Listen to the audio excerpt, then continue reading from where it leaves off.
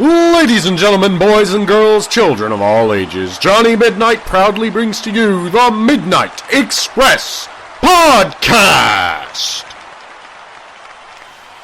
Hey guys, welcome to episode 6 of the Midnight Express Podcast. We're now up to over 700 listens between the 5 episodes we've done so far, which is awesome. This might be the one to take it up to 1,000 though, because the guy I'm about to interview, Madman Manson, firstly is a well-known and popular figure on the British scene, or was until he recently stopped wrestling. So I reckon this is going to get a lot of listens, a lot of downloads. People want to hear his story full stop, but particularly seeing as he's just stopped, it's going to be a good one. I've recorded it already, some great stories in there as well, but before we get to it, just like to encourage you guys to share this. So if you've seen it on Facebook, just share the post. It's ME Podcast everywhere if you need to find it. So twitter.com, facebook.com/ME Podcast, mepodcast.co.uk. The more you share this, guys, the more bigger and bigger names are able to get. I've got a few potential guys lined up that'll be very exciting. But obviously if I get to go to them with some good figures, that's going to help me get them on it. But for now, we'll go over to the podcast with Madman Manson. For the thousands in attendance and the millions watching around the world, ladies and gentlemen, let's get ready to rumble! Okay, guys, welcome to podcast number 6 with the recently retired Madman Manson. Now, I've just checked his online profile. He is 6'2", allegedly 920 pounds, and his hometown is Dale Winton's house. Yes, that's right. What a hell of a hometown to be from. Definitely the only professional wrestler to ever hail, but not the only professional wrestler to ever sleep over in Dale Winton's house. It sounds a dangerous place, though, to me, mate. Is that? You just got to walk along the wall, and you're usually pretty safe. Yeah. Also, since I'm so untanned, I don't fit in at all. I can just lean against the white wall, and no one sees me. Tactical. I like it. Good stuff. Cool. So out of everyone I've had on the podcast so far, Madman Manson is probably the person I know the least. I've met him a handful of times. I actually wrestled him, coincidentally enough, in my final match for All-Star, which was 4 years ago. Scarily. I'm surprised we didn't both get fired, really, because that's what it is. Kept ringing. That's what it is. That's why you didn't get any more work. Yeah, I was the kiss of death for many people in wrestling. They end up with me, and they get tarnished by association of my terrible wrestling. I actually mentioned in the last podcast with Ringo Ryan that I was disappointed I'd never been fired by Brian, because everyone else seems to have done. But clearly I have been fired for that match. You were fired. You just didn't know about it. That's how bad you were. At least Ringo and Frank Young's have been fired because Brian hated them for some reason. But they're actually good wrestlers. People like me and you get fired just because we're terrible. Yeah, but the one good thing I did get from that match, for whatever reason, I think primarily because it was 3 days before the birth of my second child, I was absolutely ripped in that match. I was ripped, and I got Tony Knox, bless him, was there taking photos. So all the photos there, so anyone, are of that match and backstage. You were in a fantastic shape. I do remember that. Absolutely fantastic shape. Not just for our small level of wrestling, but it is great to see the way British wrestlers are now looking better than their American counterparts. They are. Recent shows I've been on, all the Yanks, you look at them, they just look like usual guys you see in the street, but British guys are starting to show why British wrestling, British wrestlers are clearly the best in the world. That has been a definite change in the last 10 years. It's like American wrestlers have been in great shape for 30 years now, where Absolutely. 10 years ago when I first started wrestling, I think you started give or take about the same time. Yeah, there wasn't many guys in shape for whatever reason. That's it. Absolutely. Yeah, people stood out. Like guys like when I started, you had guys like Sheamus and Drew Galloway, and they obviously stood out not only because they were fucking good, but because they had bodies. Yeah. And now you look around the scene, if you look around the dressing room, you'll say it's only the guys with no bodies. You see 2 or 3 of them. It's great to see it. Because it's an important part of wrestling. It's the image, obviously. It's a major part of it. But people seem to be slowly copying onto that. That's good. I never really understood people who didn't understand that. I remember when I first started, there was guys there who they were 5'6", skinny, pasty, etc., and they said, "Well, I can do all these moves." And they didn't really seem to understand that because wrestling is the way it is, it's almost more important to look like an athlete, to look like you're tough, than it actually Absolutely is to be it. Absolutely, because I'm not tough in any way. I have zero legitimate fighting skills. I could easily be beaten up by any child walking down the street, but towards the end, at least I looked like I could beat someone up. Realistically, I'd just run and scream for T-Bone's help. That's what would actually happen. But compare it to real sport, if like Dale Winton, for example, became the world heavyweight champion in boxing, could happen. MMA, Could happen. maybe your good friend Dale Winton there, but people couldn't really complain because he obviously would be tough. He must have beaten the people to get there. That's it. It's legitimate. Yeah. Need to look it more than actually be it. Absolutely. I can't count the amount of times I've been in a real life fight and just begged for Dean Allmark to appear and just roundhouse kick all of the aggressors. But sadly, he never comes when I call him. Do you Terrible. think Dean Allmark would save you in a fight? I hope so someday. I hope someday I'm on my deathbed and just before death comes to reap my soul, Dean Allmark just roundhouse kicks that fucker in the face. That's my dream. Then he roundhouse kicks me, killing me. He'll be clapping. Oh yeah, absolutely. Always. That's what Dean does. That's why he's the greatest. He'll be trying to get a chant going whilst you're busy getting your head kicked in or dying or what have you. And that's it. It's all about entertaining people. If I have to give my life for the entertainment of some children in Hanley, then I'll do so. Cool. So go right back to the beginning then. A bit of a retrospective look at Madman Manson's career. I think you started roughly the same time as me. When did you first start training? I started in 2004, which is about 10 years ago. I started over in Dublin, which is where I'm from, as you can probably guess from the accent. And I started in the Irish Whip Wrestling Training School. That's where I started off. Happy days. Were you a lifelong fan before that? Not in any way whatsoever. I had no knowledge of wrestling. I'd never seen wrestling. My knowledge of it was purely, I knew who Hulk Hogan was, I knew who Giant Haystacks was, I knew who Big Daddy was. And that was all I knew about wrestling. I do mean that quite literally. I didn't know what suplexes were or what arm drags were. You could actually argue I still don't know what those things are, but no, I had no knowledge whatsoever. But a friend of mine who was a wrestling fan, he wanted to go to this wrestling school, but he was too shy to go on his own. So I said, well, yeah, I'll go with you, we'll just, it's easier to go with a friend than it is on your own. So down we went. We trained, obviously when you're starting off, you're doing nothing. You're just standing around learning some basics and doing some drills. But after a while, I got interested to know, I wonder how it works. I saw on one of my first days there, I saw a little guy called Red Vinny, who was a cruiserweight, picking up Sheamus and body slamming him. Obviously, it was just a practice thing. It wasn't in a match. It was just to show the mechanics of the move. And I was fascinated by it. How does that little guy pick up that big guy? And that's what got me hooked a little bit to the point where I was like, oh, I'll keep training until I learn how to do a body slam. And then I started becoming a ring man for Irish Whip. So doing the ring was well before wrestling. And after a while, I figured I'm making good money doing a ring man. I might as well make an extra few quid being a wrestler. So that's when I trained up and started getting jobs. You decided to become a wrestler to make money. That's yep, exactly. That's it. I know that's it. That's how it works for me. It's just here's an offer. I'm going to be at a show because I'm doing the ring, and while the ring is set up, I might as well do an extra job for wrestling. So that's how it worked for me. And how's the body slam practice going? Have you mastered Still can't get it. That's the real reason I quit the job. I just cannot get that body slam. I've tried for 10 years. Still can't get the fucker off the ground. Cool. So you started training, obviously, and then had your first match for Irish Whip, presumably? Yep, sure did. First match was, I think he usually blooded younger guys in rumbles, or newer guys, I should say, from newer age. He used to blood newer guys in rumbles, so the more experienced guys, he used a lot of British guys. Like at the time, he was using Doug Williams, Lee Butter, Johnny Storm, Johnny Fly. So he's using all guys who, they've got good caliber, good skills. Using a lot of the all-star guys as well to kind of bring us up a bit, because we were absolute rubbish. Like, we were completely shit. But we kind of got the experience of these guys, because Irish Whip at one point were running 50, 60 shows a year. I think their maximum, they're doing 70, 80 shows a year, which is impressive for a country like Ireland, which has no real history of wrestling. Yeah. It's got some people who've done well in wrestling, but it hasn't got a real rich heritage in wrestling the way it does here in England.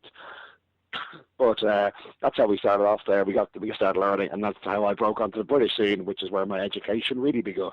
Cool. So what was the next step for you then after that? We had TV with Irish Whip, so we were on the wrestling channel, which was fantastic. We were all very, very, very green, though, to the point where we were nowhere near ready for TV. But sometimes an opportunity comes, and it's not up to you to decide when it comes. You get it, and you got to take it, or you can fuck it up. I was lucky enough that I think me and Seamus took it, because Seamus obviously got noticed by WWE. He got his tryouts, and off he went to the States. Whereas I got noticed by a few of the British promotions, and they brought me in. And traveling around the British promotions, you can start making okay money. It's nothing fantastic, but if you can string together decent work, you can make money. I did it as my full-time job for 4 years wrestling, so it is possible to do it. And then a few bits and pieces in France and further afield was very nice money for a while. Good stuff. So you say nice money for a while. Did you start cutting down then after a bit? Yeah, I was working full time for 3-4 years when before I moved over here. I was going back and forth every weekend. Then I moved over, kept it up full time. I was working for most of the major, bigger promotions and an awful lot of the shit boxes. The important bit is the shit boxes are the better money. Yeah, they are, aren't they? With shit box promotions, you can charge whatever you want, because they don't have a clue what value is, because everyone else in the car is working for nothing. So you can say 100, 150, 200 pounds. That's not a problem. You can get this money sometimes. That's what people have got to realise. The shit box promotions, as much as they're ruining the job and they're ruining it for everyone else, they are paying good fucking money. So I was slightly hypocritical, and I wanted money, I wanted to pay rent, I wanted to buy drugs and shit like that. So I worked for all these really shit promotions, and that's where I really made my money. I was working for the shit boxes. Any particularly good memories of working for the shit boxes? There was quite a few. We used to work for my housemate T-Bone. Me and him, we travelled together to do all these shit boxes. We used to supply the ring as well, and most of them we'd only work each other, because their guys were so untrained and unsafe that we refused to work anyone but each other. So in the end, me and Bone have worked together maybe 200, 250 times, because we just would refuse to touch their guys, because they were just horrible backyard guys who decided to buy a ring or hire a ring from us. And we didn't care. We got mortgages to pay, so we did so. But we only ever worked each other on these shows. Used to do car parks in pubs. We used to get to a venue and the roof was too low to wrestle on mats or anything. We didn't give a damn. It made no difference to us. They give us money, we'll pretend to fight, we'll go home. Exactly, yeah. Just looking at the list of promotions here that you've worked for on your website, firstly, it's a hell of a list. I pretty much just did All-Star and a handful of others, but the one that jumps out to me there is BBW Wales. Is that the name of an actual promotion, or is that big? Yes, it is. Yes, it is. It actually is. It's not the big black woman. I've never worked for a big black woman that I know of. Yeah. But BBW was Big Bang Wrestling in Wales. But I worked for them. It was one of the many forms of life that Celtic wrestling had for a while. Celtic wrestling was fairly decent promotion in Wales, and it split apart for many reasons. I ended up working for all of its different incarnations. Luckily for me, I've always been fairly friendly with everyone I've ever worked with, so I've always been booked by them. Not due to my skill, just because I think people like to have me around. Of course. Well, why not? It's a good reason. Did the BBW realise what their acronym also meant? I don't know. I have no idea. I don't know if internet acronyms and lingo makes it to Wales. You see, Wales is a very different part of the world, as we all know. So I don't know, and I wasn't going to be the one to tell them, because I needed the money. Of course. So obviously your style, as you say, is relatively minimal standard traditional wrestling. It's a lot more comedy and what have you. Was that always the style you intended to develop when you first started? Nope. Since I had no knowledge of what wrestling was, or I obviously had no idea that there was a thing called comedy wrestling. I didn't know that wrestling could be funny. So when I started off, I was your cookie cutter wrestler, learning all the same things as everyone else. I had my 5 or 6 moves I was able to do, and I did them because I was able to do them, rather than they'd suit the match. Same way everyone starts off. And then at one point, probably a year or maybe a year and a half into the job, I got a comedy pop or a laugh from the crowd for doing something, rolling through the ropes in a funny way. And I remember thinking, hey, that was pretty cool. That was nice that they laughed. I mean, I was supposed to be a bad guy, so I was doing my job badly to get that reaction. But in my head, I was like, hey, that was a pretty cool reaction. It was nice that people laughed at me. So I started doing a bit more. Gradually turned from my villain character into a comedy blue-eye character, and then that's when things properly took off, as in people wanted to book me to see what I do on a show. So they booked me and they let me do whatever I wanted, to the point where towards the end, I'd get to a job and on a booking sheet, it would just say Manson versus whoever, do whatever you want to do. There'd be no winner, no loser, and no time count. It would just be do whatever the fuck you want to do. And that is a fantastic thing for someone who has a creative mind but no actual wrestling mind. Well, I was about to ask you, where do you get all your ideas? Because I've probably only seen a fraction of the comedy stuff you've done, but even then there's some nice new ideas to take some things there. Most of the stuff I got was from, if I look at other people backstage and they're all planning their shit out, or I watch a bit of a match and there's a botch or something goes wrong, I think that was fucking hilarious. How could we make that funnier? That's usually how I get it. Or if I'm really stuck for something to do, I will ask Dave Mastiff and he'll come up with something for me, because he's got a ridiculous creative mind for comedy wrestling, but obviously being the size, shape and skill he is, it wouldn't work. Of course it wouldn't. For me, he's the best heavyweight I've ever seen wrestle. So if he started doing comedy shit, he wouldn't be getting paid and booked the way he is. So he's got all these comedy fucking things, and I stole them all from him. So I pretty much owe him for everything I've ever done. We're getting a name check on this podcast now. What more does he want? That's it. That's all he fucking wants. In fact, that's all he deserves. He should really quit tonight. I might actually try and get him on the next podcast now, because obviously he's just come off British Boot Camp 2. I've had Rampage Brown on in episode 1 as well. Oh, yes. Excellent. Then you're getting all the best of the British, which coincidentally is the best in the fucking world, because that Yank shit is nonsense. Have you been watching British Boot Camp 2 yourself? Say again. Have you been watching British Boot Camp 2 yourself? No, we don't. Our TV doesn't get challenged. Unfortunately, we're pretty cheap in our house. We just have an Xbox which plays DVDs. That's all we've got. So no, it's not really my sort of thing. I can imagine. I know what reality TV is. They cut and edit things in certain ways to make people look like fucking dickheads. You know, I don't really want to see my mates look like dickheads. I'm happy that Mark Andrews won, and I hope he makes some money because he's a good guy. But it's American wrestling. Just I don't understand it. It doesn't do anything for me. I did need to text Rampage Brown actually, because my girlfriend, when she watched the finals, absolutely furious that he didn't win. So if my girlfriend was owner of TNA, he'd have been in there.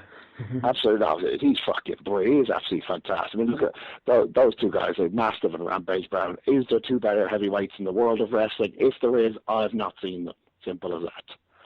Cool. Right, one thing we're going to cover here, because I put on Facebook yesterday about questions people would like answered by your good self, and then you obviously shared it through your page. There's a lot of questions to work through. Some good questions, some less so, but...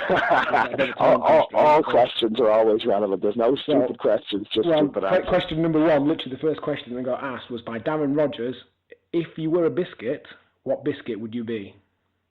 Tough one. This is tougher than the time I was asked to quit wrestling by the British Wrestling Council, who said I was just ruining the job. I would no, none of this ever happened. Most of the things I say are lies. I would probably be Hobnob, I would say, just because the name is funny. So I'll go with a Hobnob. Is it worth it? They're not that exciting a biscuit, are they? Yeah, that was always my place in wrestling. I was the piss break match as the comedy guy. So I think a lot of people while pissing think of Hobnobs. So that's where I'm coming from on the answer. Darren Rogers also asked 1 minute later, do you regret your boot tattoos? You've got too much time on your hands, Darren Rogers, if you're asking questions on Facebook. But yes, a lot of people ask me if my boots were ever tattooed on. And the answer is most definitely no. They were always drawn on with a marker. That's what I thought when he said that. Yeah. It's been a recent thing, because definitely you were drawing him on last time I saw you. Absolutely not. There's no way in hell I would like anything to do with professional wrestling to be on my body permanently, other than the mental scars I've had from working with Ligero for 10 years. I'm going to segue sideways into that. I do notice that a lot of your stuff on the internet is mocking Ligero. What's the it's not just on the internet, it's in our real life. It's in constant barrages of texts towards him. It's just something that I really, really enjoy, bullying Ligero. It's like a hobby. Some people watch birds, some people collect stamps. I bully Ligero. I used to bully Rampage Brown, and he used to get a bit stressed by it. But as I pointed out, it's because I liked him.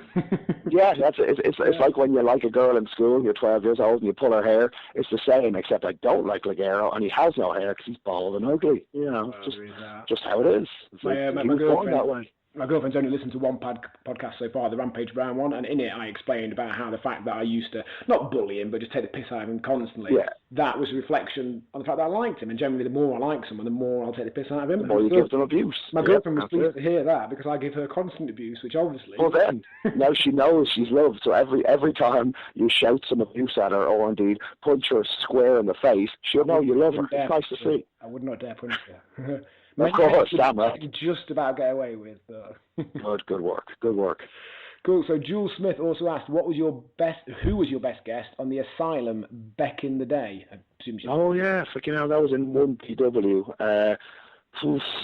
Probably Delirious, because he's one of the only Yank wrestlers who I actually have time for, because he really does get the job. He understands his position. He understands what wrestling is. He doesn't take it too seriously, but also doesn't take the piss. So Delirious would have been my best guess back then. Plus, since he speaks in his native language, it gives me more time to hog the mic and get the attention. Nice. Yeah, makes sense. From the same questioner, favourite match, not the 1994 FA Cup final. Oh, that's a fantastic game. Who was in that? I don't know who's in that. Oh, the Everton one that was 95 was Everton one. I usually answer with the 95 answer, where Everton 1-0 Paul Ryan. 94 was 4-0 against Chelsea, I think. But favourite match of that was a match that myself, Ashton Smith, and Dave Mastiff had at Perranport, Sands, one of the Dixon holiday camps.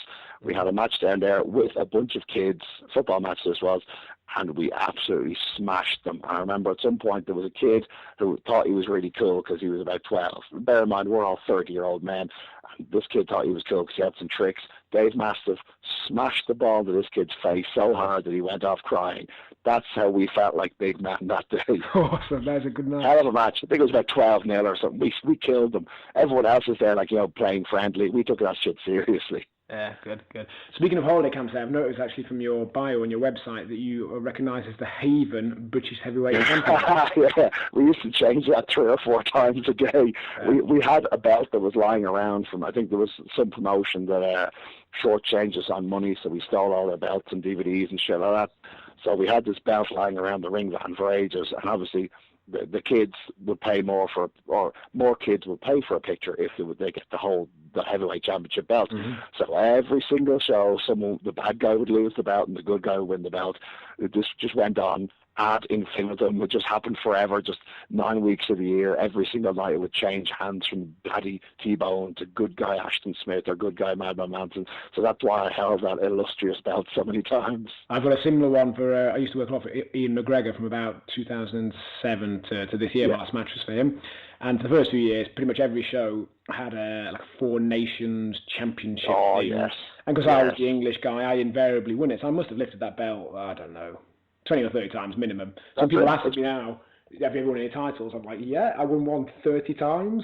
Damn right. That's what I think is funny, because we both use those belts as props, because that's what they are, because wrestling is a show which has props. You hear these people talking about, they've got a championship and they're so proud to hold this championship. Complete bollocks. It's a prop as part of a show. If you're on Friends and you're holding a coffee cup, you don't say it was an honour to hold a fucking coffee cup. It's part of the storyline. It's just a fucking prop. If I was on Friends and held a coffee cup, that would be probably cooler. Actually, that's probably a bad example. I do think coffee cups from Friends would be quite cool to hold, so that's probably a bad example on my part. I am particularly proud as well that although I won that belt 20 or 30 times, I never lost it. Yeah, nice, even better. Flipping hell. Yeah. It was, although it could also be said that it was stripped off you at the end of every show, maybe for some kind of drugs test cheat. Who knows? Possibly. Also from the same questioner, if you could be half man, half sausage, which would you be? Top half sausage or bottom half sausage? Bottom half sausage, definitely, because I like my arms. I like to be able to swing for people. And obviously my head and face is quite important to me, so I'll go for bottom half sausage. The main question that I asked there is can you be 2 sausages which you can use as legs, or are you just like one sausage? Yeah, just roll around like a mermaid, just a really shit pork-based mermaid. Plus, actually, it will be a problem, because if I do have 2 dogs, they would probably eat me and I'd be found dead, bleeding death in my own house. So, death or top half sausage, I'll go with death. But then if they're going to eat you, it's better to eat your bottom half than your top half, because your essential organ is top half. True.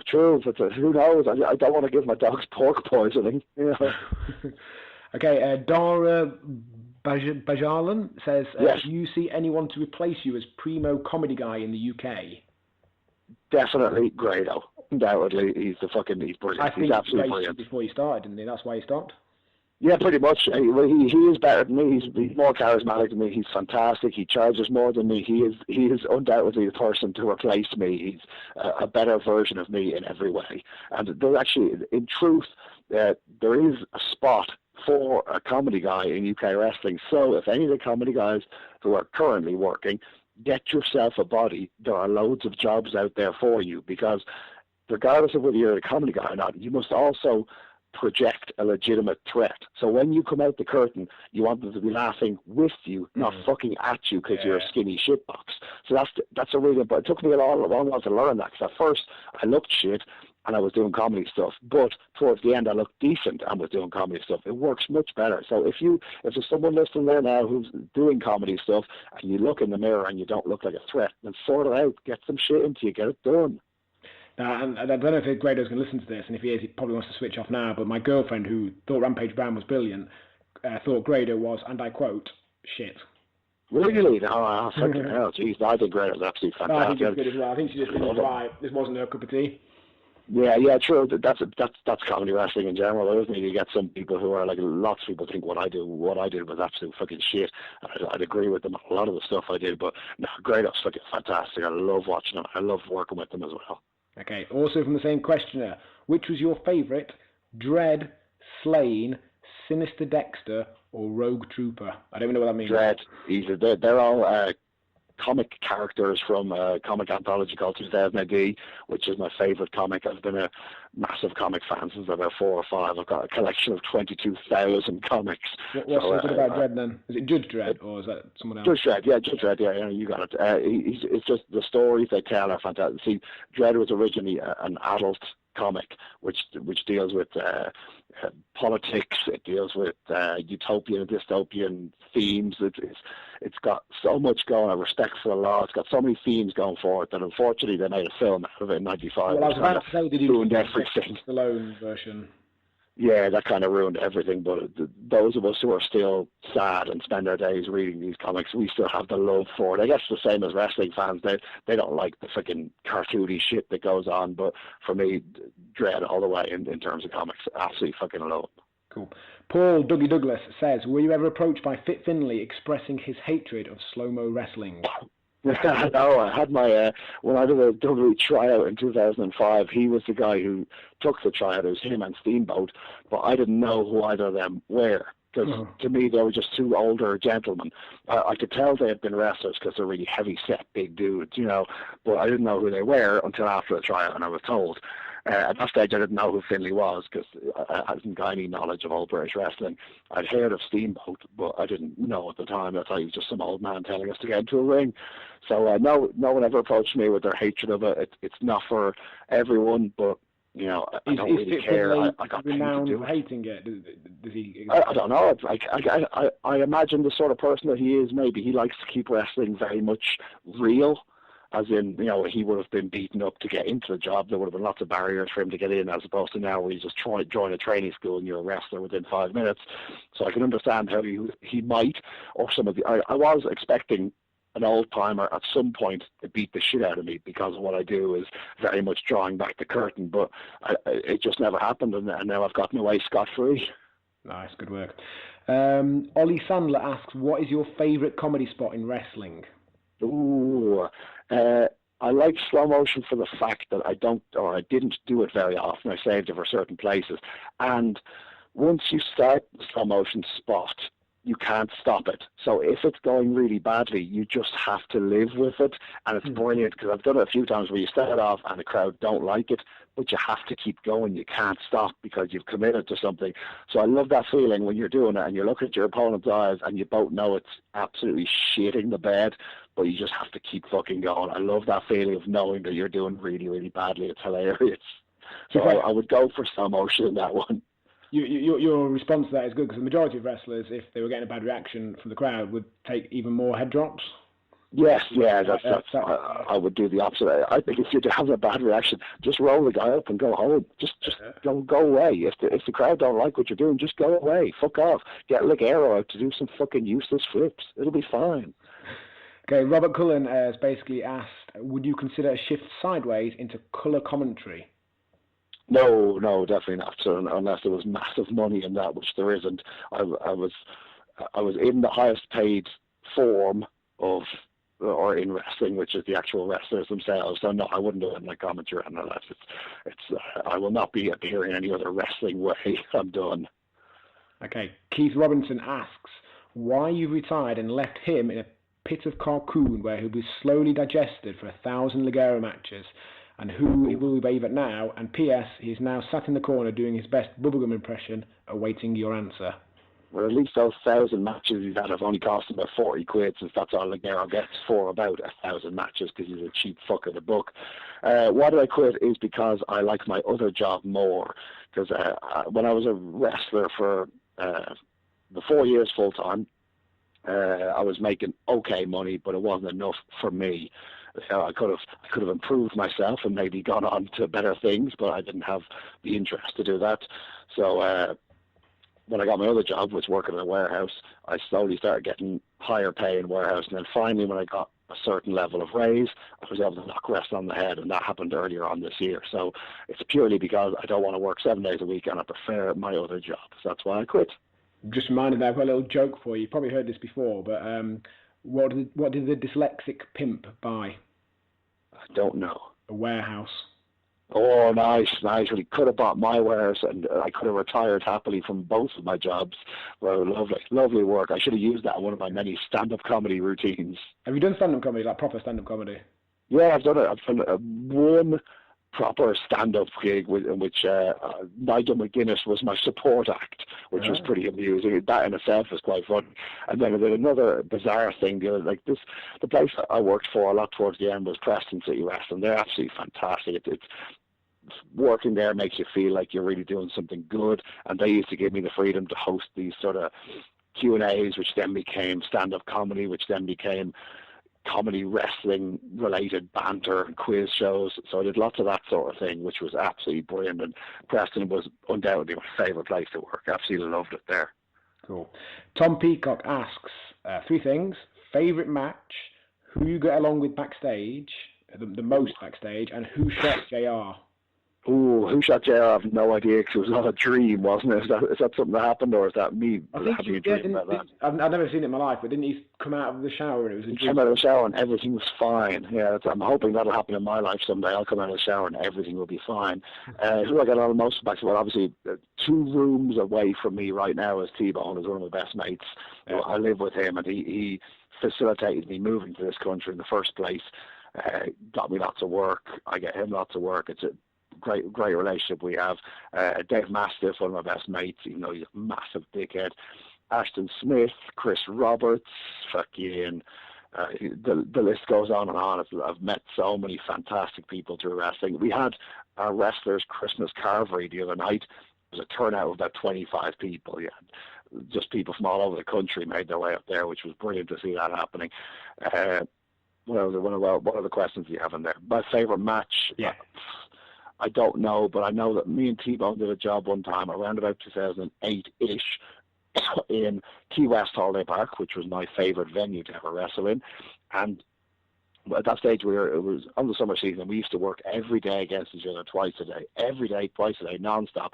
So our act was very polished, so to speak. So we did the same match with little bits of changes depending on who was there.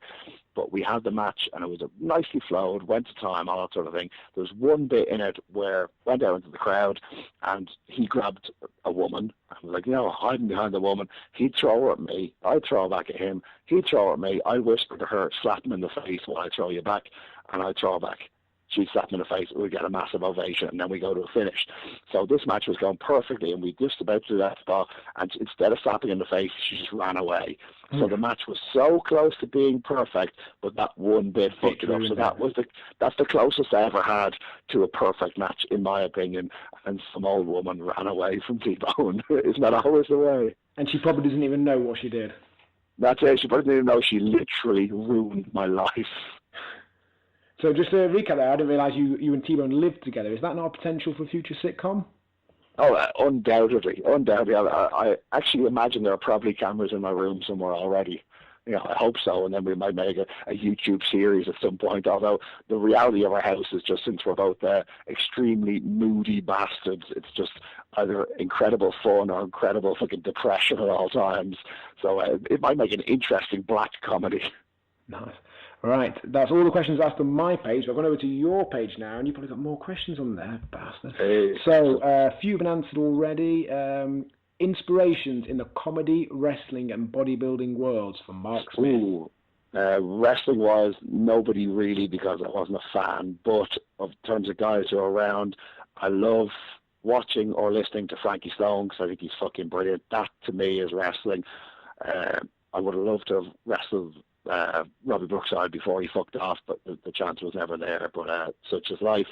Do you think Robbie went abroad to dodge you? Do you think that what happened? It's very likely he fucked off and cut his hair just to avoid having to meet me ever again. I don't blame him one single bit.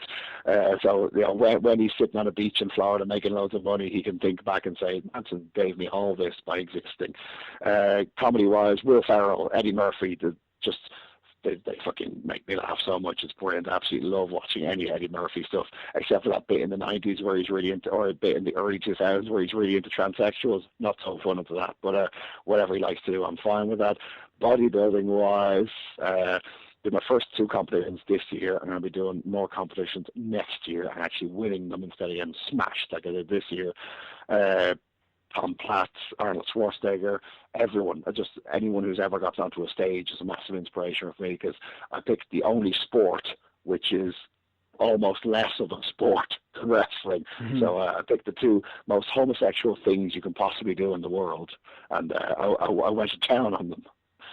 Cool. Duncan Clark has asked a number of things, most of which have been half answered. There's an interesting one in the middle there. It says, how the hell were you able to be so good at pretending to be able to wrestle with the level of ability you clearly had? I've got no ability whatsoever. It's all repetition. I do the same shit so many times. I just got polished at doing them. You obviously so good at doing it that he thought you were good at it. That's what it is. I'm so bad that he thought I was good, but that I was bad, and I thought I was bad. That's what it is. It all makes perfect sense in my head. But no, everything I did was within my character. Every single move I did, so to speak, had a reason for it. I didn't do something just because I had the ability to do it, because that just wouldn't make sense. It's like you hear these guys who are like, cruiserweights are powerbombing each other just because they can. Why? Leave that for the big guys. It'll get a better reaction for those guys. It's just people are going to learn their station. People are going to learn their place on a card. I heard someone a while ago on Twitter what's his name? The white dirty boy, the dirty boy is white. He was saying, no matter where you are on the card, you should always steal the show. Mm-hmm. I was like, but what if you're not booked to steal the show? What if you're paid to be the opener? What if you're paid to be the fist break? I mean, if you're in a play on the stage and you're a supporting actor and you suddenly go into a number on your own, you're fucked. You're shit. You're going to get the sack. If you're a supporting character in Friends, for example, to go back to that, and you start upstaging Chandler and Joey, you're going to get fired. If you're booked to do something, you do it. You take your money and you fuck off home. If you're working at Tesco behind the butcher counter, you chop your meat and you fuck off. You don't move over to the delicatessen and then move over to the bakery and then move over to the tills. Do your job and fuck off home. And that's what I say about wrestling. So that's what I always did. 100%. It's a job. You're employed to do a specific thing, and you do that to the best of your ability, whatever that may be. That's it. That's what you do. Exactly. It's simple work, just like everything else. Same guy, Duncan Clark, asked, what, if anything, could draw you back to wrestling again? I guess if someone was offering £1 million a match, I would most definitely be getting in there. But no, there's nothing. I'm done with wrestling. I hope to attend a wrestling show at some point again in my life to see the friends that I wouldn't see in my normal day-to-day life. But I will not be wrestling again. Similar to myself, I haven't called myself what I've done a retirement. 2 reasons. Firstly, I sort of don't think I've done enough to retire. To me, retirement is something you do after 40 years. Yes, in a job, I'm with you. stop 100%. working, you get a gold watch off them. I've just stopped wrestling. I 100% couldn't agree with you more. And secondly, I don't want to say that never again, because there might be something in the past in the future that makes me want to do it again. I can't realistically think what it is. I mean, obviously, if I was offered the main event at WrestleMania and a pay packet that goes with it, I'd take it, but that's not going to happen. There may be something that causes me to have 1 or 2 more matches in a number of years, but... Yeah, I think Ross Jordan quit the same weekend I did. It was actually it was a possibility for a while. Yeah, it was a possibility it was going to happen on the same show. They were both going to quit, but obviously his is more of a big deal to him because he's got a love of wrestling. For him to give it up is a big thing. I would have drawn away from that. It wouldn't have made sense because his life has been involved in wrestling for a long time, and he's way better than me. So I didn't want to take away his thunder in any way. But it could have happened on the same show. But for him, I know at some point he'll get the itch back and he'll want to wrestle again, and I hope he does because he brings joy to many people. But for me, it's most definitely, I can categorically say, unless I get offered something like £1 million for a match, I will not be wrestling again at all whatsoever. But it's not a retirement, it's just quitting. Just like I quit my paper round when I was 14. I didn't retire from my paper round, I just quit. You are one of only 3 people I can think of off the top of my head who've said they're definitely stopping wrestling and have continued to do so. The first one is Shawn Michaels, and the second one has been mentioned in a couple of podcasts before, is Domino. Do you know Domino? Oh, yeah, I've worked Domino loads, actually. I've worked him fucking a dozen times. He had some fucking body, that guy, Jesus Yeah, Christ. he did, yeah, but he announced a few years ago, whenever it was, 3 years ago, that he was retiring, stopping wrestling, said definitely never again, and it's stuck to that as far as I can see. Good so man, you joined excellent, illustrious company there. Excellent. What a great list of people. Remember that time me, Shawn Michaels and Domino walked into a bar? It's perfect. It's going downhill. It started off number 1 with Shawn Michaels. Yes, and we got one of the biggest money makers in the world, and then one of the best bodies in British wrestling, and then me just at the back saying, hey guys, I'm here too. Okay, Sparks Williams asks, whose idea was that Canadian Destroyer, and were you surprised by the reaction from the PCW crowd? 100% the idea was Bubblegum. For me, the 2 best wrestlers in this country, Dave Mastiff and Bubblegum. So you got the best heavyweight and the best cruiserweight. He is fucking fantastic, and I was in a real bad mood that day. No idea why. It was just one of those days. And he said, right, I've got an idea for tonight. We're going to do the Canadian Destroyer. I said, I don't know how to do that. He said, can you do a double leg? I said, yes. He said, just do that, but keep hooked and it'll work. I said, are you sure? He said, yeah. So I went away for a few minutes, came back. I said, are you sure? Because I don't want to break your neck, because I quite like you, and you've got 3 kids. And he said, no, it'll definitely work. So all the credit for any popularity that got, which got loads of attention, is all Bubblegum, and he should get all the credit for that. It was really good fun to do, and I think it's probably a thing people will remember me for, because it was the story of the match was taking the piss out of indie wrestling. The way people drop each other on the heads and get up straight away, and all this nonsense they do, no sells. So we did a match to a pastiche, a piss take of indie wrestling, and we had to finish it off with the most indie move we can imagine, which is the incredibly fake-looking Canadian Destroyer. So that's what we did. That's where it came from. Thanks, Bubblegum. Good stuff. Cool. Randomly enough, I found out recently that Bubblegum lives in the next town to me. He lives in Congleton. Small. Yeah, he does. Yeah, that's it. I know. He's fucking brilliant. If you ever get the chance to interview him, he'd have loads to say, because he's just spectacularly good. Because a while ago, he was also considering quitting because his knee, real bad knee surgery. He did stop, didn't he? About he did. 5 years He did ago, indeed. a good year or 2 or so, didn't he? Because it was proper, like it was a case of you may never walk again, Bubblegum. It was a serious thing. And at that stage, that's when he started developing his character side of things. And now he is a complete package, because he has all those skills. He could do that Dragon Gate stuff or all that Japanese. He can do anything, but he doesn't have to, because he can work that character so well. So when he needs to pull a little bit out of the bag, he's got it in reserve. So any show in this country, any show in the world will benefit from having fucking Bubblegum on it. He's absolutely brilliant. Right. Taina Yusal says, and I don't know what this means, can I join Angle Grind Indie Wrestling? Yes, I'll tell you the quick story. Angle Grind Indie Wrestling. As you know, who's it first? Defend Indie Wrestling is a clothing brand owned by a couple of guys who run Attack Pro Wrestling, which is Mark Andrews and a few other lads. Really good guys, really good clothing brand. It was a good way of getting they're two interests in life together. They enjoy style and shit like that. They enjoy music and they enjoy wrestling. So they put them all together, came up with the clothing brand, and made some good money selling their stuff. Mark Haskins and Nathan Cruz got together and didn't really like the idea of defending the wrestling, which was very much about it doesn't matter if there's 50 people or 50,000 in the crowd. We do it for fun. We do it for enjoyment. We love the lifestyle. Whereas Cruz and Haskins are full-time pros, and they do it to pay their mortgages for money. So they had, what was their own called? They had some kind of... Screw Indie Wrestling. Apologies, that's the one, very good. Screw Indie Wrestling, which was, the piss take of that. But it was also clever because they were making money off that idea as well. So smart work from everyone here. This is all good, clever people making money in an industry. It's very hard to make money, and so all of the people need to be congratulated for that. And I came along with Angle Grind Indie Wrestling purely to steal some of their money.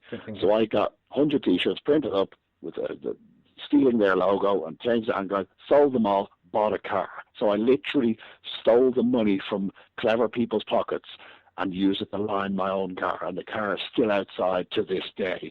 So thank you to Mark and to Skins and to Cruz and all the lads. I stole your money. Excellent.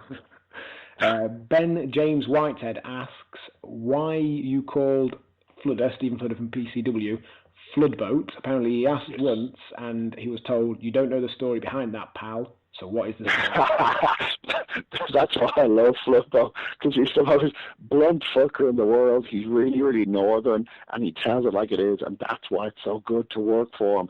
Because you can say, listen, was my match okay? Did you like it? He says, don't care, pal. Didn't watch. Because why would he? He's watching the crowd. He's making sure there's no problems. He's making sure people have their seats right and people are paying for their tickets. That's a proper promoter who doesn't actually watch what's going on in the ring. He cares about what the fans are getting. So they're getting their money for it, and they come back the next time. So that's he is Floodboat. We can call him Floodboat because he's one of us, and I like to think he's a real life friend rather than just a workmate. Because he looked after me on several occasions. I had nowhere to sleep, and I always respect him for that. One time, me and the missus were driving home from Hull, and I could not drive anymore. I just couldn't drive any further. I rocked up at Floodboat's house. He left the front door open. I went in, slept on his couch for a few hours, and fucked off. That's a decent mate to do that for someone. It wasn't nothing to do with wrestling. It was just I was stuck. I needed somewhere to sleep. And that's why he is the Floodboat, and that's why I can call him Floodboat, because he's one of my mates rather than just some dude. I like that guy. He's fucking brilliant. I hope wrestling gets bigger and bigger and better, because it really is a fucking spectacular place to work. He does seem to be doing well. To go back to what you're saying there about watching the crowd and not necessarily caring as such about the quality of match, he does seem one of the few guys out there that actually is a promoter. I think a lot of people get into it. They want to be a booker, yes, and make themselves a promoter at the same time, and don't. Absolutely. So many people who care so much about storylines, they get blinded by wrestling, and they don't see the fact that there's only 50 people in the crowd.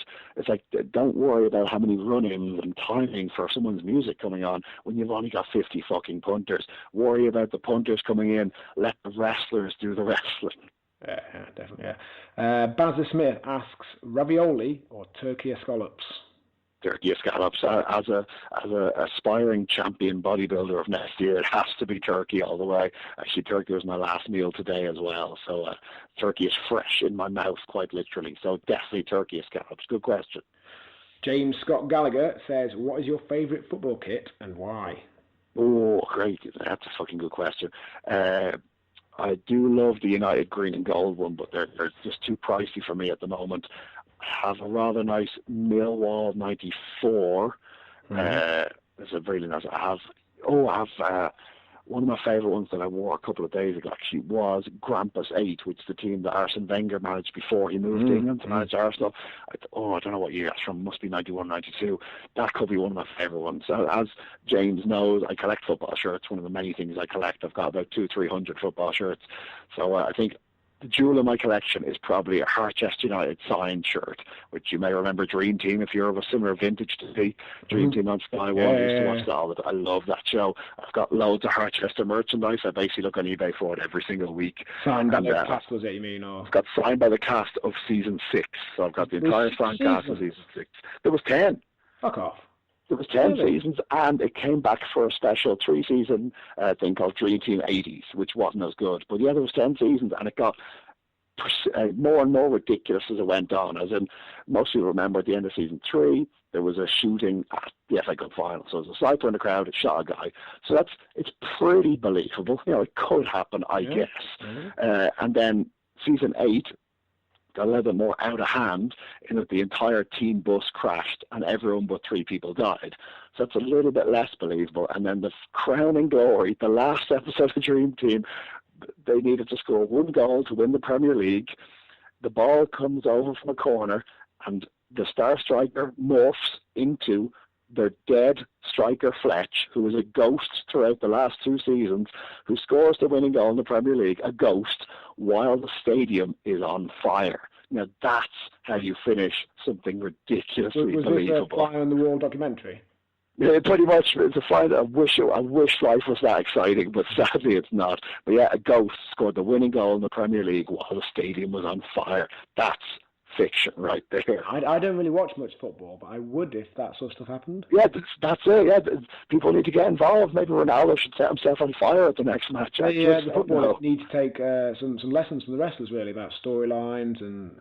And the wrestlers should take some lessons from footballers about how to make the selling look more believable, because some of the shit I see these days is fucking terrible. And to be honest, I was about to say, actually, people on $100,000 a week probably don't need to be taking lessons on.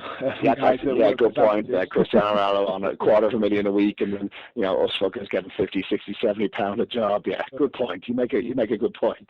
Yeah, the final question here. Well, I'm struggling to see where the question is. Graham Jackson says, "You can never fall away into insignificance. The slow-mo match at PCW was OTT and Off the Hook. And it's immortalised on YouTube and DVD." Nice. Well, OTT and Off the Hook both sound like 90s boy bands, so maybe that's my next career choice. Now that I have my weekends off, maybe it's a boy. Obviously not. Who needs questions these days? The whole question and answer format is very old-fashioned. Let's just go with sweeping statements like Ligero is an idiot. How about that? General observations and comments and... It's just there, questions for Madman Manson. That's the title of that post. Maybe he's continuing in the spirit of Manson, who never really actually tried to win any wrestling matches, just went out to have a good time. So maybe instead of asking a question, he never followed. I certainly never followed Booker's instructions because I just preferred to book my own matches, And eventually they gave in and just said, "Yeah, do whatever you want to do." So maybe he is channeling my own spirit, which is now long dead. Is he going to keep posting on my page until I think that's a question? It's possible. It's very possible. I don't know what people do these days,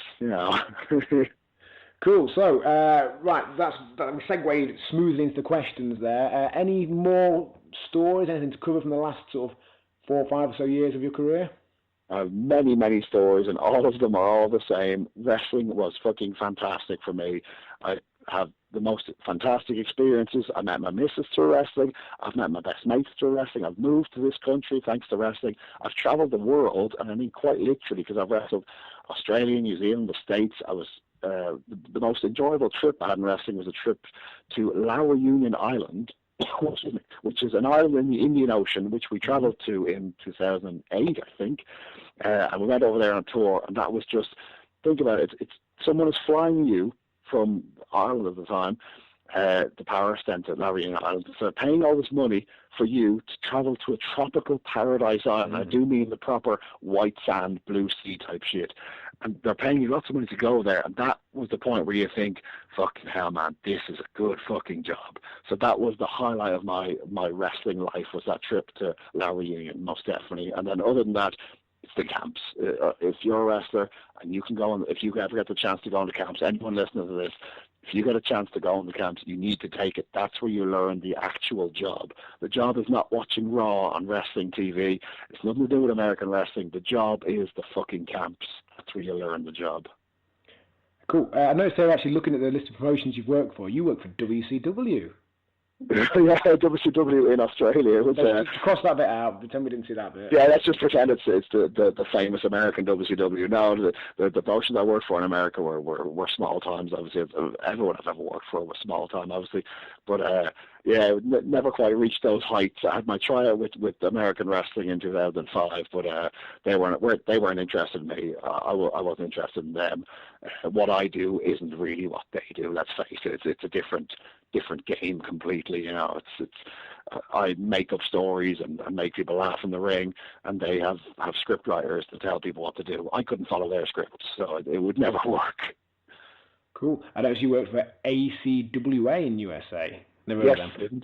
I did indeed. Yeah, they were in. I'm gonna say Boston. Were they in Boston? I don't know. There was very early on. I got the chance to go over there. I was backpacking around, and I brought my wrestling gear with me. I was brand new to wrestling, but I managed to talk my way into getting a few jobs, and they were purely $30, $40 jobs at the time. But when you're backpacking, $30, $40 is quite useful because that gives you a hospital staying for the night. So it was quite handy. Also, when I wrestled in New Zealand, I was able to travel around with people from show to show, and that gave me places to sleep and stay.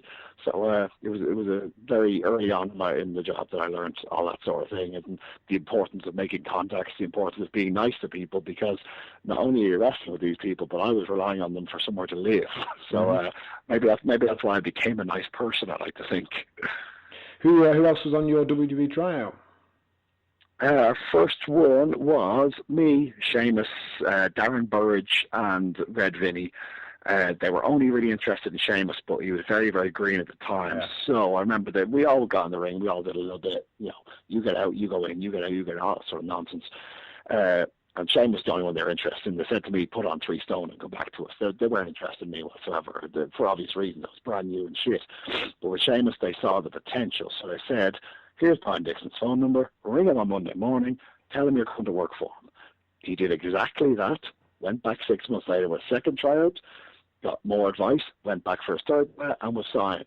And one thing you got to remember about James is he was older than everyone else. He had a lot more to lose. He had a house, a mortgage, a good-paying job, a car, a life. He gave up all that shit to go to development to get paid, what, $200, $300 a week, like real shit money at the time. So he risked everything for the chance at that big success, and he's made it, and it's absolutely fantastic to see. It should be inspiring for everyone else, because all the British guys who've been signed since Sheamus went over, he opened that door for everyone else. So people need to be thankful for that he was so successful, because people were, okay, let's have a look at this guy. Stu Sanders, he got in, he made a fortune. Drew Galloway, he got in, he made a fortune. Brittany Knight, she got in, she will hopefully make a fortune. So there's lots of people getting signed, and a lot of people have to be thankful for the guys who opened the door for them in the first place. The best thing about Sheamus for me, though, is that my son gets to go to school and tell his school friends that his dad beat Sheamus.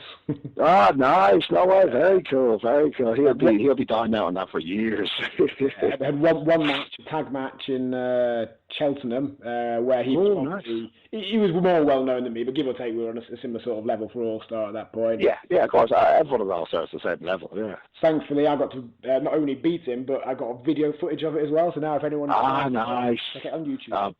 Well, the more successful Sheamus is, the better. There's actually a match on YouTube which is me and Sheamus versus Drew Galloway and Stu Sanders, and Sheamus went on to be heavyweight champion of the world. Drew Galloway went on to be famous in American wrestling. Stu Sanders went on to be famous in American wrestling. And me, who stayed on the exact same level forever. Brilliant. I absolutely love that fact. I think probably even the referee probably got signed at this stage. I'm the only person in the match that stayed working at that exact same working men's club / leisure centre level. And I think that's fucking fantastic. The particularly good story I had a few years ago was when Sheamus and Daniel Bryan wrestled for the world title, the WWE title, whatever it was, at WrestleMania. I was able to say, the two guys wrestled for the world title at WrestleMania this weekend, I beat them both.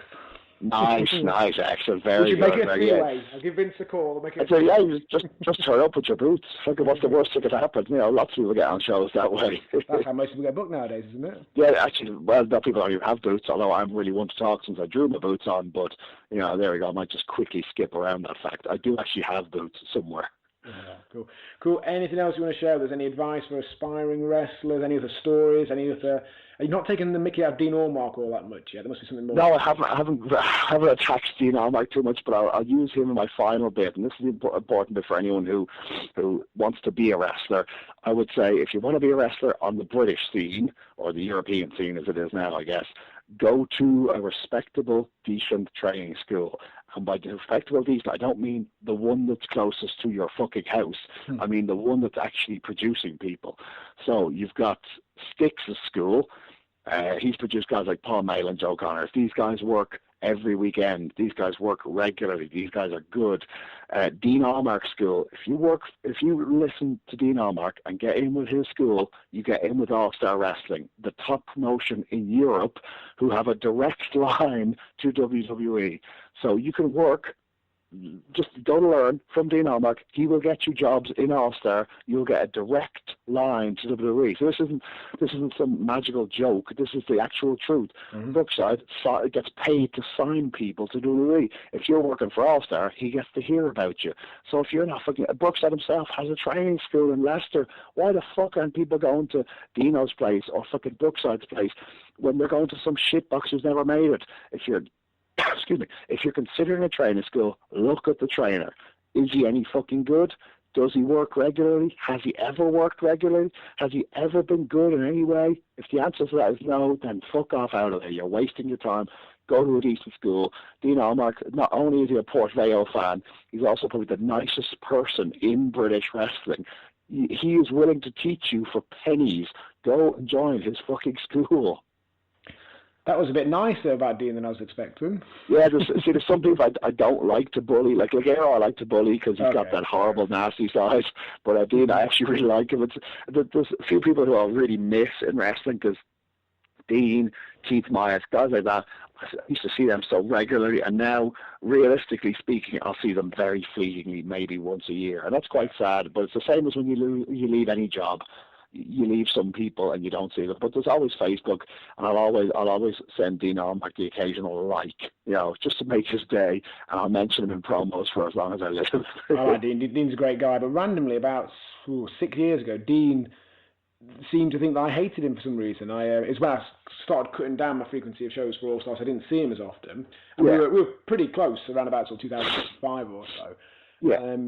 Obviously, seeing him less, I still got on with him, still spoke to him, and still saw him in the same way. But Dean kept coming up to me and going, "You hate me now, don't you? You hate me now." And I was like, how could anyone hate Dean? He's the nicest guy in the world. I like you, but no, he's a great guy, Dean. Great guy, and I echo exactly what you said there. The school you choose should be judged based on the quality of the guys that turn out, the quality of the trainers there, exactly. not proximity to your front door. 100%. Yeah, it's so mental. It's like going to the closest, university to you. It's like, I didn't want to study English, but the one that's close to me teaches English, so I'll study that. It's like, no, go to what you actually want to do. If you want to learn how to be a wrestler, learn from some actual wrestlers, guys who work lots of times a week, not just some guy who gets a job every 3 or 4 months. It's just crazy. It's sad to see. Like, we all made those mistakes at first. We all got trained by people who weren't up to any good, but eventually some of us break out and get to learn from guys who are good. But I'm telling people right now, Dean Allmark School, Styx's school, Robbie Brookside's school, the 4FW school is good. Dave Mastiff has a training unit. He doesn't have a school, but he has a group of like-minded individuals who all train in order to get better. Talk to him. You'll get good advice, good training. It's not the most difficult job to break into if you have a little bit of intelligence and ability. That's all it takes. And you will be able to get out there, get regular work, get good experience, and possibly move on to the next level. Awesome. Any closing words, any last things to share with us? Just see you all in hell. Thank you for the people who've laughed at my jokes over the years. I do appreciate the support. I didn't have a big retirement speech or any nonsense like that, but I do thank everyone who ever bought my shoddy merchandise or bought a ticket or posted something into there and enjoyed my nonsense, and thank people for enjoying what I do, except for Chris Travis, who's an idiot. Cool, awesome. Thanks for your time, Madman Manson. I appreciate it, and take care. Anytime. See you in hell.